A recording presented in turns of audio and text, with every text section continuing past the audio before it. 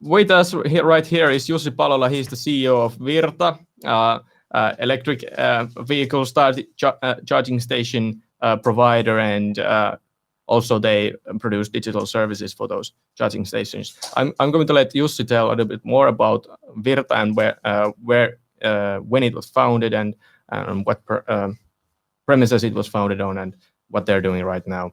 So yeah, Jussi, my first question to you is when was Virta founded and why, basically?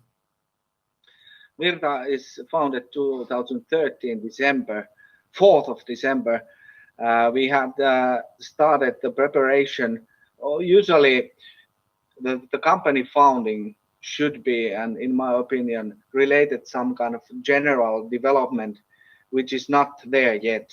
For example, electric vehicles. I've been working since 2008, 12 years in terms of electric vehicles. And back then, 12 years ago, it was quite a early stage for electric vehicles. But from the fundament, we started with a couple of different persons to look the fundamentals of the market, not just reports of the general reports which you can have, but the raw data, what is happening in the world. And we found out on the analysis side that electric vehicles are really important part of the future energy system, and that the capabilities to store electricity is really essential when we are developing renewable electricity generation.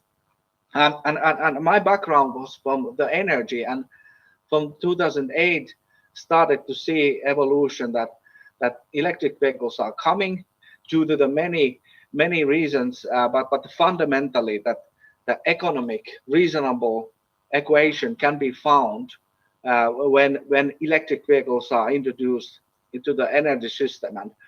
And 2013 company was found, and the mission is to bring electric vehicles to people's everyday life and to energy system. The second part of the energy system is so essential that, for example, International Energy Agency, so central organization in terms of energy, state that the electric vehicles are the single most important new element in the power system. And therefore, Virta is found on this transformation, which is related to mobility, not just changing oil fuel to electricity, but also increasing the share of renewable energy electricity production in global network, and that equation requires storage capability of electric vehicles, and also electric vehicles bring more energy efficiency and emissions, decreasing emissions in significant scale globally, and that is the background of Virta, and this is the mission we are at still today. All right. Well, thank you. How did you get involved with Virta back in the day when it was founded? As far as I know, since before it became an innovation leader in the world on the electric vehicles charging stations, essentially it was founded by energy utilities companies.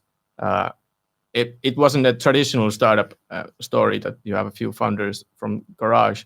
So how did that happen, and how did you get in?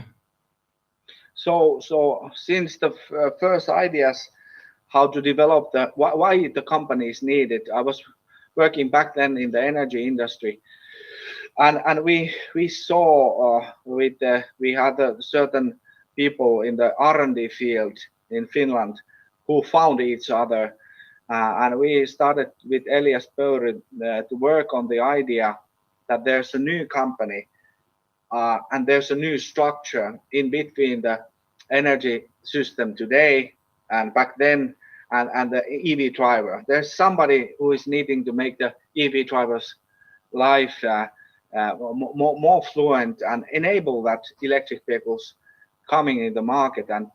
Also, at the same time, we have a really extensive analysis on the development, and fundament is that the change of electric vehicles is not happening overnight.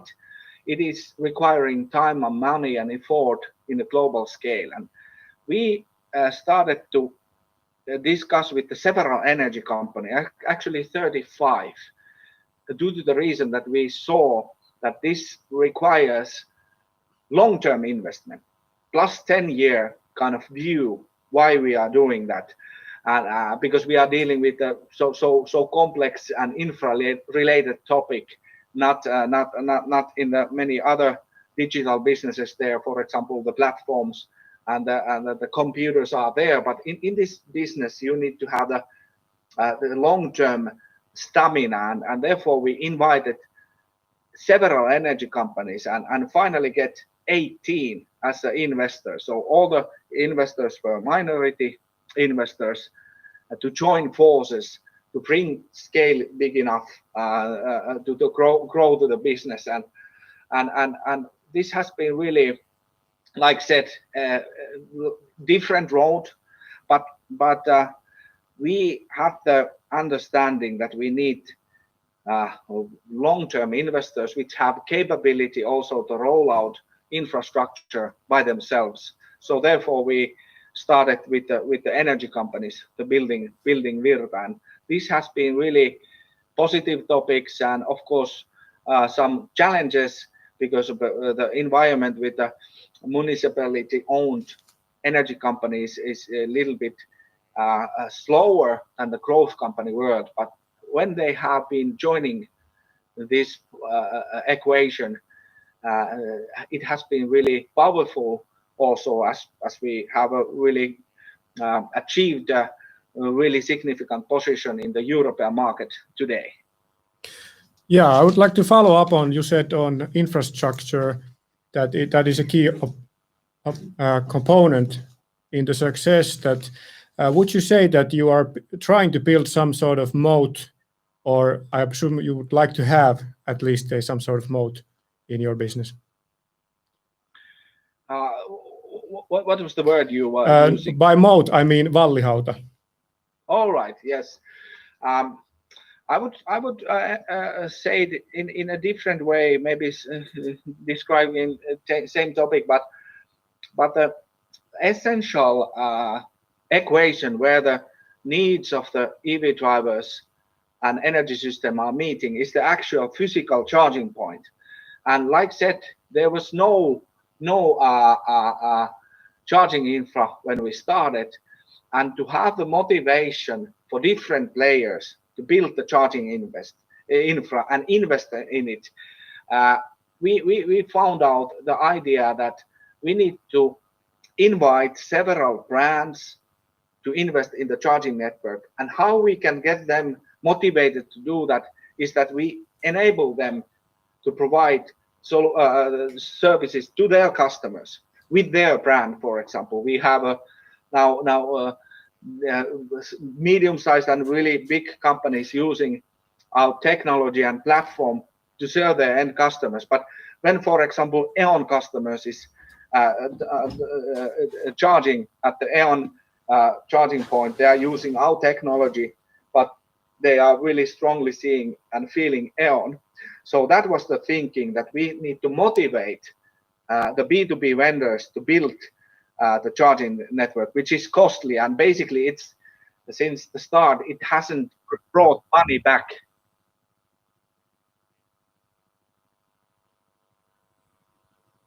Facing challenges in your business, I assume.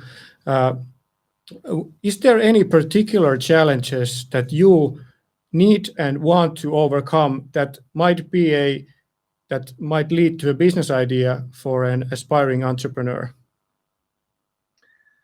I think the equation is coming to the point that why we do this anyway. We want to achieve something remarkable, because otherwise, if we would are okay to do some work, then it is not a place to be. But if we want to achieve something, and there's this kind of deep urge and motivation to do that, I think that is very valuable to follow and to cherish. And I mean that, for example, I have had this kind of need actually. I want to change the world for the better, and meaning this equation that changing, for example, not only oil-based mobility to electricity, but enable renewable energy increase in the global scale. That is the motivation for me why I'm doing this and why my colleagues are doing it. And the best way is that you need to have this kind of internal interest and will that you want to achieve something which is not you could achieve elsewhere. And therefore, this is a good fundament to build a business, because if you have this kind of vision and you are motivated to do it, then it's a really essential part of the success in it, because then you are capable of doing persistently, doing everything what it needs to succeed, and that is the basis to build on. I had a question regarding your growth. You were listed by Financial Times as one of the fastest growing companies in Europe last year. Why was this decision made to get rapid growth, even though it might hurt the profitability of the company? We are in really entering really fast booming phase of the market globally in EV electric vehicle evolution. And I would say that there's practically 10 companies globally who are not, from this point, let's say 3 years, 4 years onwards, they are sharing the market. There is no one coming with less than 5 years of preparation and technology building to this market. So now it is the game of the scaling, who it is scaling fast enough. And it is the simple equation that in order to be profitable, one needs to have the scale big enough. And now let's say a couple of years and has been already many years, the competition that who are able to grow fastest, because then when you are able to do that, you are reaching the level of profitability sooner. You are likelihood of getting more funding increases. So this is really like an Olympics, classical growth company Olympics, grow in scale in order to be profitable. And major part of the business is related digital world. So there is no limits that this is that the wider you have the service used, the more efficient, more cost efficient it will be. So that is the simple need for the growth scale. So you don't have actually option to stay put or have a good position in a certain country. If you don't grow and eventually try to be global, it is not and then the game is lost already. Mm-hmm. Yes, I see. We also had one question from the audience. It stays like this. Finland has a goal of cutting the emissions caused by traffic in half by 2030 and increasing the number of electric cars to 700,000. Do you believe we can achieve this goal? I think it is happening in a way that people are actually moving to that automatically. So depending on how many hundreds of thousands there will be on 2030. I remember I made that scenario with, of course, using VTT information 10 years ago, that in the scenario we have had from 400,000 to around 1 million EVs 2030.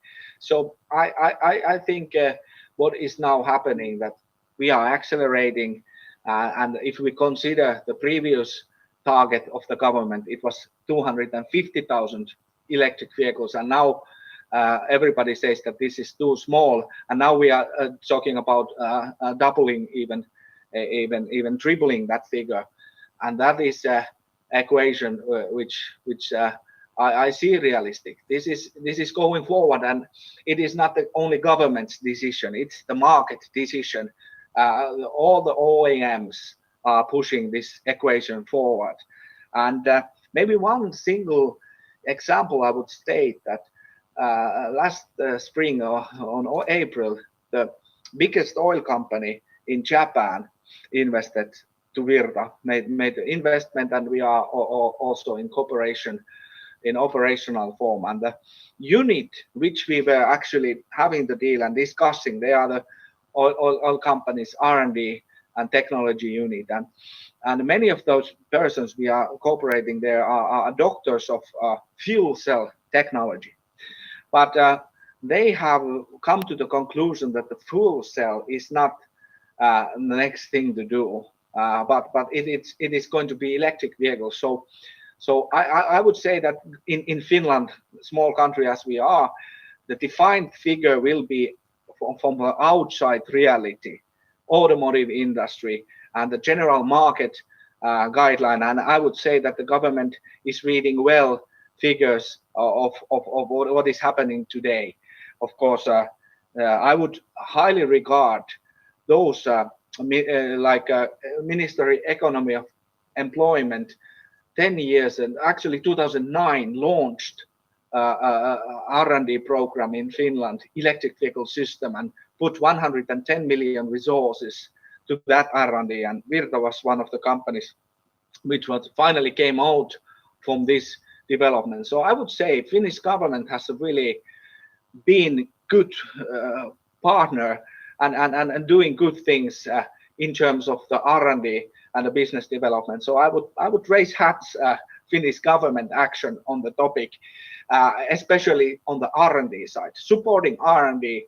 The market size and the home market, I would say, it is quite much irrelevant how many cars in Finland is for us, because we are already in 28 countries, and all the countries, many of those are much bigger than Finland.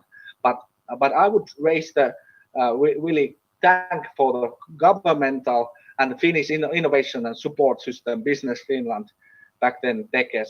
They are really important. So I think the government is doing really good job in general, has been doing. Of course, one would always hope to be faster with the instrument, but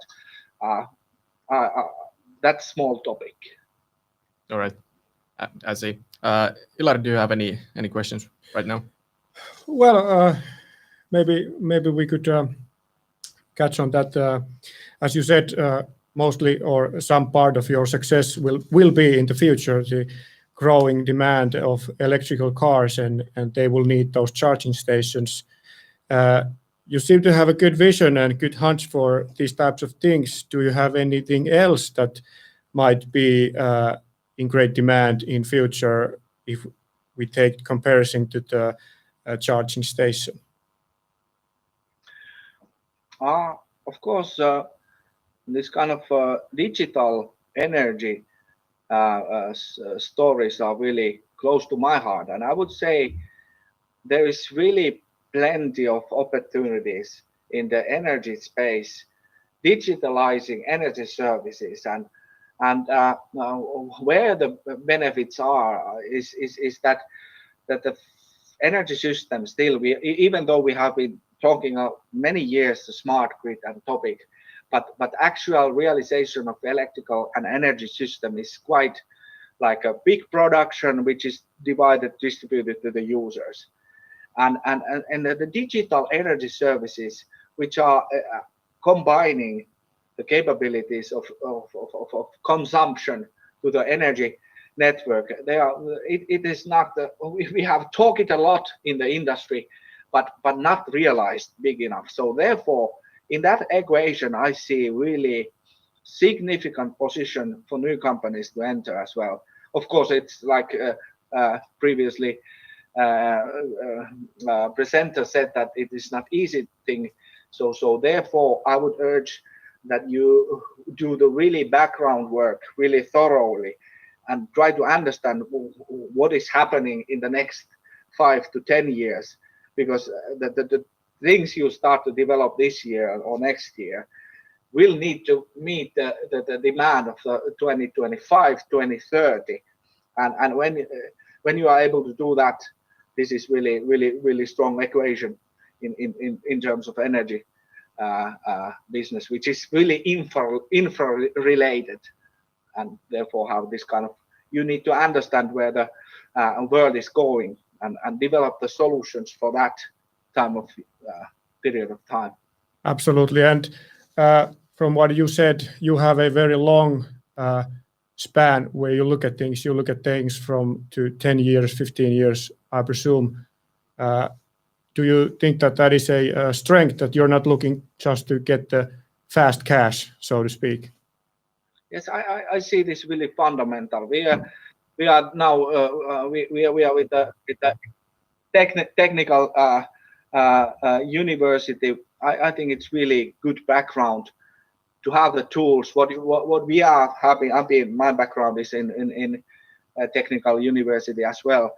I see the understanding, analysis of the physical world is really important, and this knowledge base is really important. I would say that this is the first point. Without deep understanding, not just about today, but where things are going, I would say that this is not very good place to start. But if you have maybe one example where I have this kind of one really minor thing, but it turned out to be really big thing. So I was doing the analysis 10 years plus, and then I was thinking that we had the analysis that how about ordering physical big energy storage to the medium voltage network, so to 20,000 volt network, and we had the price from certain big companies, and the price was like 2,500 euros per kilowatt hour ordering that solution. But then I found out the new offer. It actually was the Nissan Leaf were just coming, and I took the price of Nissan Leaf, and the battery capacity was 24 kilowatt hours, and divided that price and came to the conclusion that the price when you buy storage from electric vehicle is 1,800 euros per kilowatt hour, where the other traditional company was having 700 euros more per station. But what is the difference? Two difference. On top of the storage, when you are buying the storage, you can have an actual car. Second point, the storage is connected actually to the grid level where you would need it, meaning the low voltage network where the consumption is. So from that point on, I started to think about it, that this is it is only matter of time when this is happening, and so knowledge is really important. All right, that's quite interesting story. Indeed. I had one question from the audience. Once again, how does Virta see itself in countries that have fossil fuel dependent vehicles as the major share? So sort of a chicken and egg problem here. If you don't have charging stations, you won't have electric vehicles, and vice versa. So what is your strategy on those kind of countries? I think the essential part is to, from the beginning, is to invite parties which are interested to provide charging services, either as a primary business, like big energy companies or medium-sized, or a value-added business, like more and more restaurants, commercial shop centers. They like to provide charging services, and they have either primary business reason for, like energy companies make electric vehicle charging as a business, or the value-added business, invite Tesla driver to the restaurant, to the commercial center, like such. So we are always trying to find the parties who are willing to make an investment in the charging network, because when we found that, then the rest will follow, because like said, we have noticed that that this is, of course, like you mentioned, the chicken and an egg problem, and we are following from the egg side, or having the charging infra at place is really essential, and therefore it is not happening at once. It is a gradual process, but the partnership is really important for growth company, and our strategy has been since the beginning to invite the strongest, best partners in the market available in the cooperation. And latest example, the Japan biggest oil company, 50% market share in fuel retail, and they are now a partner, and we know with them we can succeed in the high likelihood for success is quite high because they have the wide capability of in a really good locations all over the Japan, and now they are introducing EV charging there, and this kind of partnership building is really essential. All right, thank you. I can clearly see that happening. Did you have any thoughts? We have still at least 5 minutes left. All right. Well, we have about 5 minutes. I think, as from Rudy, we would like to have some inspiration, motivation, kicking the ass from you to these aspiring entrepreneurs. Give them advice, give motivation. I think we have been in. I like the DNA of technical universities. I really like and how I see it is to make things happen, make things better, and since at least 20 years ago, it was the general idea that just big companies try to achieve some, let's say, Nokia's are making the change happen. But actually, in this world we are living today, there is the best possible solutions are developed in the digital space, which are actually how to say, accelerating the change in the physical world. So therefore, I see that the time is ripe, and has never been so. Although it's not easy, but I would say it has never been so easy from the digital world to take a really connections to the physical world and to the users in a global scale. And this is a really big opportunity for those who have the motivation and knowledge. And I see that the group in technical university, you have the knowledge, you have the tools how to analyze the world, and definitely motivation there is. So I would really say that look these kind of persons which you like to cooperate, because that is basically important, that you are choosing the partners which you can really achieve and have a good team or in working, and then the look the world and how to see this kind of, how to say, bigger evolutions where the things are going, and try to have the ideas which you could change the world in 5 or 10 years. Of course, there is different kind of businesses, but I like this kind of really fundamental, really big evolution type of businesses, and there you need to have this kind of patience to build it. So I would say that you have a really high probability to find good opportunities in the digital energy space. So that is especially close to my heart.